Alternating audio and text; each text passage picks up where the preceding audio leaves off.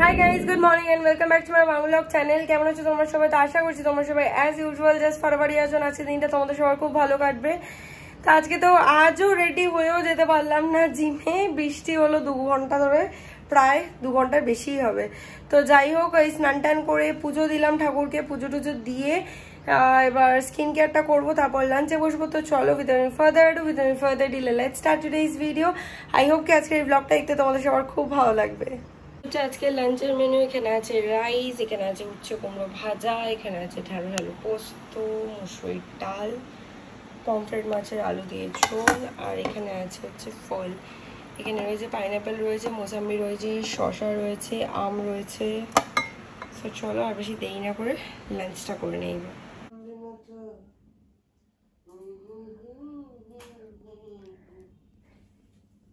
যাই হোক, দুপুরবেলা শুনতেই পেলে শানের বেসুরা গলার গান।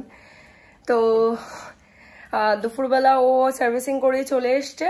তো আসার পরে লাঞ্চ ফাঞ্চ করে আমি তো বসে হরর পডকাস্ট শুনছিলাম, তারপরে কফি টফি খেলাম, খেয়ে এখন বেরোচ্ছি। তো চলো আর বেশি দেরি না করে বেরোই। আর আজকে থ্যাঙ্কফুলি আমাদের কাজটা একই দিনে হয়ে গেছে, গাড়ি রেখে আসতে হয়নি। তাও কি কারণে, কেউ একজন ওই কি চ্যানেল খারাপ হয়েছিল তাই তো, মানে হ্যাঁ ছিল বলে, মানে ওদের কাছে এক পিসই ছিল, সেটা আমাদেরকে লাগিয়ে দিয়েছে। সাধারণত এটা বার্না গাড়িতে হয় না, বলছে এত কম ইউজ করা হয় ওই জন্য হয়েছে। তো যাই হোক, চলো কি আর করা যাবে, আমাদের কপাল খারাপ। তো ঠিক আছে, চলো বেরোই। চলে এসছি বাড়িতে, চলো ভেতরে যাই।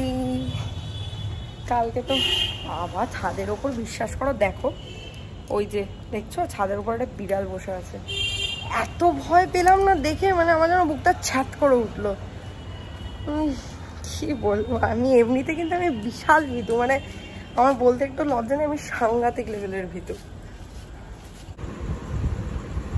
সানডে ইভিনিং এর টিফিনটা জমে গেছে, মা দিয়ে দিয়েছে এখানে গরম গরম ফুলকো লুচি, আর বেশিক্ষণ রাখলে আর ফুলকো না নেতিয়ে যাবে। আর এখানে রয়েছে আলুর তরকারি, যদিও সেটা সাদা না হলুদ, ঠিক আছে চলে যাবে, লুচি হলেই হলো আমার।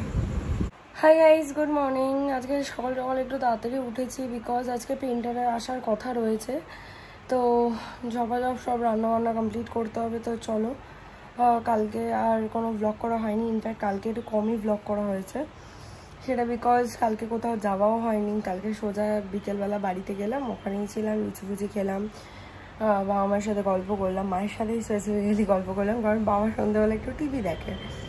তো যাই হোক, এইসব করে তারপর সোজা ফ্ল্যাটে এলাম। এসে না তারপরে আমার খুব অ্যাসিডিটি হয়েছিল, যেই জন্য চেস্টে পেইন হচ্ছিল আর কি। তারা প্যান্ডি খেলাম, প্যান্ডি খেয়ে বেশ অনেকক্ষণ রাত অবধি আমি জেগেছিলাম, বেশ কষ্ট হচ্ছিলো বুকে। তো যাই হোক, তারপরে তো সকালবেলা উঠলাম, উঠে এবার রান্নাবান্না স্টার্ট করবো। আমাদের চিকেনটা ম্যারিনেট করা রয়েছে, তারপর ফ্রাইড রাইস করবো। তারপরে আজকে আর ব্রেকফাস্টে আজকে চিলা বানিয়েছি, সেটা বানিয়ে খাওয়া হয়ে গেছে। তো যাই হোক, সেটা তোমাদেরকে দেখানো হয়নি। তো যাই হোক, চলো এবার যাই গিয়ে রান্নাবান্নাটা স্টার্ট করি। এখানে ফ্রাইড রাইস হচ্ছে, আর এখানে চিকেনের পকোড়াগুলো ভাজা হচ্ছে। যদি এগুলো বোনলেস না, বিকজ চিকেন আগে থেকেই আনা ছিল। আমার সব রান্নাবান্না কমপ্লিট হয়ে গেছে, এখান থেকে শুরু করে সব সুন্দর করে আজকে পরিষ্কার করে দিয়েছি।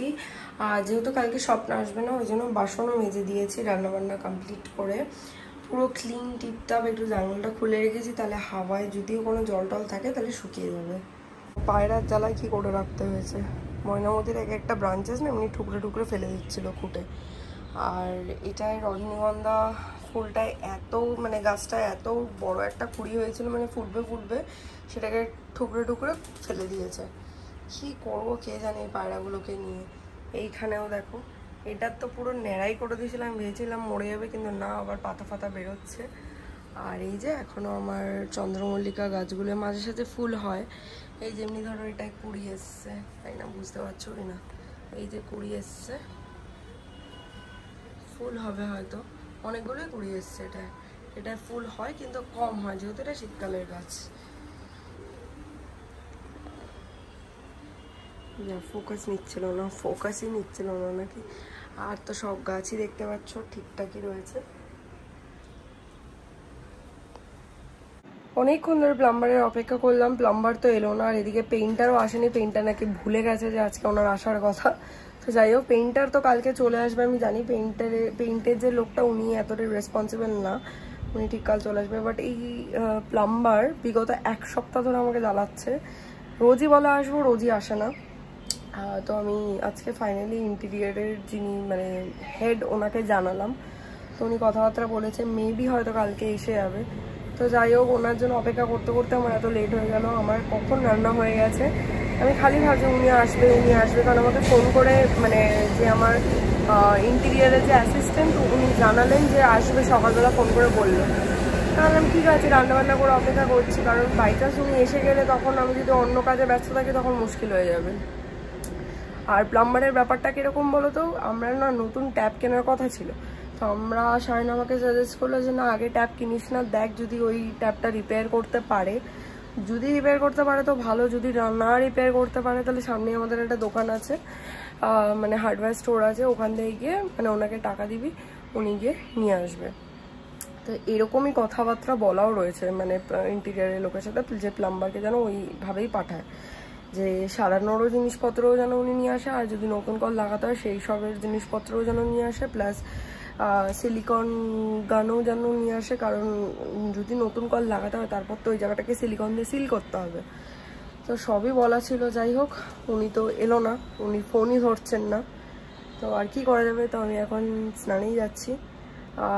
ভেবে তো ছিলাম আজকে দিয়ে সুইমিংয়ে যাব, বিকজ আজকে তো মানডে, কিন্তু আজকে সুইমিংয়ে যাওয়া হবে না, কারণ শাহিন আজকে আসতে পারবে না, ওর আজকে একটুখানি ইম্পর্টেন্ট কাজ রয়েছে, আর এতদিন পরে আর একা যাব না। আর সত্যি কথা বলতে মানে এই মানে স্বপ্ন আজকে মানে ওর আজকে অসুস্থ বলে ওর হসপিটাল যাওয়ার রয়েছে, কালও আসবে না, সেই জন্য সকাল সকাল কাজ করে দিয়ে চলে গেছে।